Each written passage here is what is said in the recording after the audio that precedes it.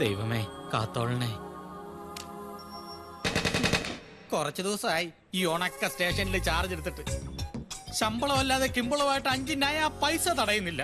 വരുന്നതെല്ലാം ഡൂപ്ലി കേസുകളാണെന്നേ. രാത്രി കാലങ്ങളിൽ ഉണ്ടാകുന്ന അപകടങ്ങൾ ഒഴിവാക്കാനായിട്ട് വരുന്ന ലോറികളെല്ലാം തടഞ്ഞു നിർത്തി ഡ്രൈവർമാരുടെ മുഖവും കഴുകിപ്പിച്ച് കട്ടൻ കാപ്പിയും കുടിപ്പിച്ച് വിടലാണ് ഇപ്പോഴത്തെ പ്രധാന പരിപാടി. ഒന്നെങ്കിൽ ഇവിടുന്ന് ഒരു ട്രാൻസ്ഫർ, അല്ലെങ്കിൽ മാസാമാസം ഒരു സ്പിരിറ്റ് ലോറി എങ്കിലും റൂട്ട് തെറ്റിച്ച് തൊഴി പറഞ്ഞു വിട്ടാൽ മതി, കഴിഞ്ഞു പോയിക്കോളാം. അടുത്ത ആഴ്ച ഈസ്റ്റർ. പോലീസുകാരനായതുകൊണ്ട് ഒരു 100 രൂപ പോലും കടം ചോദിച്ചാൽ ആരും തരില്ല. ഭാര്യയും 3 പെമ്മക്കളും ഉള്ളത് അറിയാലോ. എല്ലാം 2 ദിവസം കൊണ്ട് ഓക്കെ ആക്കി തരാന്ന് പറഞ്ഞിങ്ങനെ ഇരിക്കാൻ തുടങ്ങിയിട്ട് കുറെ നാളായി. എങ്ങനെങ്കിലും ഒന്ന് ഓക്കെ ആക്കി താ. എന്നെ വെറുതെ പോലീസുകാരനാക്കരുത്. ഏതോ ഒരു കോൾ ഒത്തു വന്നിട്ടുണ്ടെന്ന് തോന്നുന്നു. അപ്പൊ വരട്ടെ ഏറ്റല്ലേ. അതെ, ഒന്നും തോന്നരുത്, പഴയ പോലല്ല. മെഴുകുതിരിക്കും ഇപ്പൊ വില കൂടി. ബാക്കി താളെ കത്തിക്കാം. അമ്മണി സാറേ, യുവന്മാരാണ് കഴിഞ്ഞ ദിവസം മഹാരാജ ടാക്കീസിൽ കയറി വെള്ളമടിച്ച് ബഹളം ഉണ്ടാക്കിയത്. ഓഹോ, അത് ഇവന്മാരാണല്ലേ. എന്നിട്ട് പോലീസ് എത്തിയപ്പോ ഓടി രക്ഷപ്പെട്ട് തോട് നീന്തിക്കിടന്ന് അക്കരെ ചെന്ന് ഇക്കരെ നിന്ന പോലീസുകാരെ മുണ്ടും പൊക്കി കാണിച്ചു. കൊള്ളാം, നല്ല ഭാവി തലമുറ. അല്ല, അനിയന്മാര് ബഹളം ഉണ്ടാക്കാനുള്ള കാരണം എന്താ? കാരണം ഒന്നുമില്ല സാറേ, 2 ഫുള്ളും വാങ്ങിയില്ല. 2 ഫുള്ളാ? അതെ സാർ. ചേട്ടാ, ഞങ്ങള് പോലീസുകാര് പോലും 2 ഫുൾ ഒരുമിച്ച് കണ്ട കാലം പറഞ്ഞല്ലോടാ. എന്നിട്ട് ഫുള്ളുമായിട്ട് ടാക്കീസിൽ കയറി വെള്ളം അടിക്കാൻ തുടങ്ങിയപ്പോ ടാക്കീസിന്റെ ഓണർ ആ സ്ത്രീ തടയാൻ ശ്രമിച്ചു. അതിനെ ചൊല്ലിയാ യവന്മാര് ബഹളം ഉണ്ടാക്കി സാറേ. എടാ, 4 പെണ്ണുങ്ങൾ നടത്തുന്ന ടാക്കീസിൽ തന്നെ കള്ളു കുടിക്കാൻ കയറി ഇരിക്കണോ? നിനക്കൊക്കെ അത്രയ്ക്ക് നിർബന്ധമാണെങ്കിൽ ഫുള്ളും മേടിച്ചു ഇങ്ങോട്ട് പോന്നാ പോരെ? സാറിന്റെ ബ്രാൻഡ് ഏതാ? ഇടിച്ചിട്ട് കോൾക്കോട്ടെ ഞാൻ കലക്കി കളയും. ബ്രാൻഡ് ഏതാന്ന്? സാർ, അതെ, അവന്മാരെ വല്ലതും ഉണ്ടോ? എവിടെന്നാ സാറേ തപ്പി പിറകിയ 10-250 രൂപ കിട്ടും. 250 രൂപ എന്താടോ കഴിക്കുവോ? നാളെ 1-ാം തീയതിയാ. അത് മേടിച്ച് ഒരു 1/2 ലിറ്റർ വാങ്ങിച്ചു വെക്ക്. അല്ലെങ്കിൽ കഴിഞ്ഞ പ്രാവശ്യത്തെ പോലെ കുപ്പിക്ക് വേണ്ടിട്ട് ഏതെങ്കിലും എക്സ് മിലിറ്ററിക്കാരനെ ചെയ്യാത്ത കുറ്റത്തിന് പൊക്കേണ്ട വരും. പിന്നെ ആരെങ്കിലും വന്നിട്ട് അമാരെ വിട്ടാ മതി. വരും സാറേ, ആളിപ്പൊ തന്നെ വരും. നമുക്ക് അല്പം ചില്ലറയും തടയും. വരുവോ? ആര്? മൂർഖംപറമ്പിൽ പാപ്പച്ചൻ. പാപ്പച്ചൻ? മൂർഖംപറമ്പിൽ പാപ്പച്ചൻ? അപ്പൊ സാർ അറിയോ? കൊള്ള, അറിയുവോന്ന്. കൂർമ്മ ബുദ്ധിയിൽ കുറുക്കന്മാരുടെ തലതൊട്ടപ്പൻ, അഹങ്കാരി. പാപ്പച്ചനെ അറിയാത്ത ആരാടോ ഉള്ളത്? അപ്പൊ എന്തെങ്കിലും തടയുവെന്ന് ഉറപ്പായി. ഇടോ, ആ മഹാരാജ ടാക്കീസ് അടിച്ചു പൊളിച്ച് പുതിയ പ്ലാൻ പ്രകാരം ഒരു AC DTS തിയേറ്റർ ഈ മൂർഖൻ പറമ്പിൽ പാപ്പച്ചൻ പണിതിരിക്കും. മൂത്രപ്പര വരെ AC ആയിരിക്കും. മൂത്രപ്പുര വരെ AC യോ? എന്താടോ, ആളുകൾ തണുത്ത് വിറച്ച് മൂത്രം ഒഴിക്കട്ടോ. ഇപ്പൊ 7ാമത്തെ പ്ലാനാ മാറ്റുന്നത്. അതെന്താ? കാശല്ലേ ഞാൻ അങ്ങോട്ട് എണ്ണി തരുന്നത്. എനിക്ക് തൃപ്തി വരുന്നവരെ ആർക്കി വരച്ചോണ്ടിരിക്കണം. പറ്റില്ല, പറഞ്ഞോ പറഞ്ഞോ, ഞാൻ വേറെ ആളെ വെച്ച് വരപ്പിച്ചോളാം. അയ്യോ, അതല്ല. ആ വിമലെ 3 അനിയത്തിമാരെയും ആ മഹാരാജ ടാക്കീസിൽ നിന്ന് അടിച്ചോടിച്ച് അവിടെ JCB കൊണ്ട് ഞാൻ ഇടിച്ചു നിരത്തും. അതെന്റെ ഒരു വാശിയാ. ദുർവാശിയാ. ആരോരും ഇല്ലാത്ത 4 പെൺകുട്ടികളുടെ ജീവിതമാർഗം ആ ടാക്കീസ്. അവിടെ തന്നെ നിങ്ങൾക്ക് തിയേറ്റർ പണിയണം. ഈ പഞ്ചായത്തിൽ ഏക്കർ കണക്കിന് സ്ഥലം ഉണ്ടല്ലോ നമുക്ക്. അവിടെ എങ്ങാനും 1-2 തിയേറ്റർ നിങ്ങളുടെ പ്ലാൻ പ്രകാരം ഉണ്ടാക്കി വാശി തീർത്താ പോരെ? നിനക്കതൊന്നും പറഞ്ഞ മനസ്സിലാകുകയല്ല. എടീ, 90-ാം വയസ്സിൽ എന്റെ അപ്പാപ്പൻ കർത്താവിൽ അഭയം പ്രാപിച്ചതോടെ ടാക്കീസ് എന്റെ അപ്പന്റെ കയ്യിലായി. പിന്നെ അങ്ങോട്ട് ഓരോന്നായിട്ട് ക്ഷയിക്കാൻ തുടങ്ങി. അവസാനം വിമലയുടെ അപ്പുപ്പൻ എന്റെ അപ്പന്റെ കയ്യിൽ നിന്ന് നിസാര വിലയ്ക്ക് ടാക്കീസ് അങ്ങ് കൈക്കലാക്കി.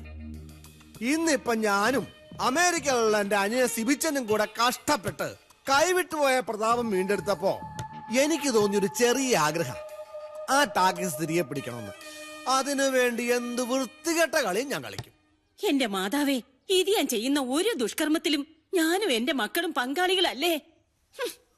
മുതലാളി, മുതലാളി, മുതലാളി, എവിടെ പോയി കിടക്കണം? മുതലാളി, സോറി. എവിടെ നോക്കിയോടെ വരുന്നത്? ഒന്ന് കോളിംഗ് ബെൽ അടിച്ചൂടെ? രാവിലെ 2 റം അടിച്ചാ പിന്നെ കോളിംഗ് ബെൽ അടിക്കാൻ തോന്നൂല. മുതലാളി എവിടെ? അകത്ത്. ദൈവമേ, മുതലാളി അകത്തായ? എപ്പോ? എടോ, അകത്തെന്ന് പറഞ്ഞ മുറിയിലുണ്ടെന്ന്. ആ, ഞാൻ വിചാരിച്ചു മുതലാളി ആ പിള്ളേർക്കൊപ്പം അന്തറിലായിന്ന്. ഒന്ന് ഒതുങ്ങിന്നേ. എക്സ്ക്യൂസ് മീ സാർ, അങ്ങനെയാണെങ്കിൽ മുതലാളി, സംഗതി ഇപ്പൊ പ്രശ്നമായേനെ. എന്താ? നമ്മ മഹാരാജ ടാക്കീസിൽ ബഹളം ഉണ്ടാക്കാനായിട്ട് കുപ്പിയും കാശും കൊടുത്തു വിട്ടില്ലേ? ആ കരടി അജയനെ കൂട്ടരെ അവരെ പോലീസ് പൊക്കിന്ന്. നിർത്തടാ. ആർക്ക് വിട്ടോ? ബാക്കി കാര്യം നമുക്ക് നാളെ ഡിസ്കസ്. നാളെ ഡിസ്കസ്. ചെല്ല്, ചെല്ല്. ഓക്കെ. ഓക്കെ. ആരെങ്കിലും നിൽക്കുമ്പോഴാണ് അടങ്ങുള്ള കാര്യം വിളിച്ചു പോകുന്നത്. അയാൾ എന്ത് വിചാരിച്ചു കാണും? ഞാൻ പോയി ചോദിച്ചിട്ട് വരട്ടെ അയാളെന്ത് വിചാരിച്ചാണോ? മണ്ടൻ. ഞാനാ മണ്ടനാ? ഭാഗ്യത്തിന് മുതലാളിയുടെ പേര് അവർ എസ് ഐയോട് പറഞ്ഞില്ല. ആ ഓ, രക്ഷപ്പെട്ടു. നല്ല ഗുരുത്വമുള്ള പിള്ളേരാ. ആ അപ്പൊ എന്നെ സമ്മതിച്ച. ഇനി ഒന്നേ, നീ വേഗം ഒരു കാര്യം ചെയ്യ. നമ്മുടെ വക്കീലിനെ വിളിച്ച് പിള്ളേരെ ഇറക്കാൻ വേണ്ടി ഏർപ്പാടൊക്കെ ചെയ്യ. Okay okay. അല്ല മുതലാളി, ആ വിമലക്കെട്ടൊരു വേല വെക്കാൻ ഇത്രയും നാളായിട്ട് കാശും ആളെ ഇറക്കിയിട്ട് ഒന്നാട് ഏക്കണില്ലല്ല. നീ കണ്ടോ, അവസാനത്തെ ബോംബ് പൊട്ടുന്നവരെ ഞാൻ കളിക്കും. എന്നാ പിന്നെ അവസാനത്തെ ബോംബ് ആദ്യം പൊട്ടിച്ചൂടി. അതൊക്കെ ഞാൻ പൊട്ടിച്ചോളാം. അവിടെ ഷോ തുടങ്ങാൻ സമയമായി. നീ ചെല്ല്. ഓ നേരെ ഇന്ന് വെള്ളിയാഴ്ചയാണല്ലോ. ഇന്ന് അവിടെ ചിലതൊക്കെ സംഭവിക്കും. ആ മുതലാളി, കടയിൽ സാധനങ്ങളൊക്കെ തീർന്നു പോയി. ആ കേശവന്റെ കടയിൽ നിന്ന് മേടിച്ചോടാ. കേശവന്റെ കട എന്നാലും കാശായിട്ട് തരില്ല.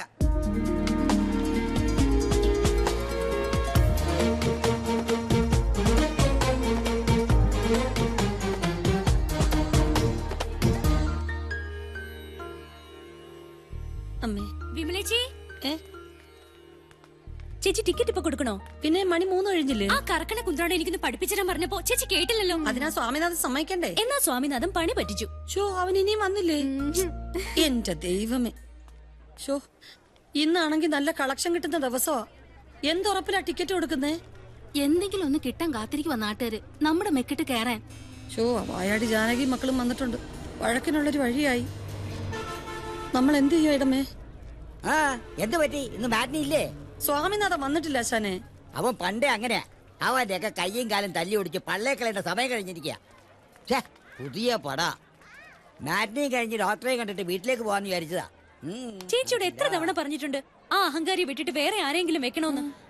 അവന്റെ ഭാവം കണ്ടുകഴിഞ്ഞാ അവൻ ഓണറും നമ്മളൊക്കെ അവന്റെ വേലക്കാരാണെന്ന് തോന്നുക. ആ വിചാരമൊക്കെ അവന്റെ മനസ്സിരിക്കത്തേ ഉള്ളൂ. ആ പറഞ്ഞത് ശരിയാ. ഇവിടെ മര്യാദക്ക് പണിയെടുക്കാൻ പറ്റുമെങ്കിൽ ചെയ്താൽ മതി. ദേ ഈ പറഞ്ഞത് അവന്റെ മുഖത്ത് നോക്കി പറഞ്ഞാൽ കാര്യം നടക്കും. ഞാൻ പറയും. എനിക്കെന്താ അവനെ പേടി? എന്നാ ഒട്ടും താമസിക്കണ്ട, ഉടനെ വിളിക്കാം അവന്റെ കുത്രാണ്ടത്തിലേക്ക്.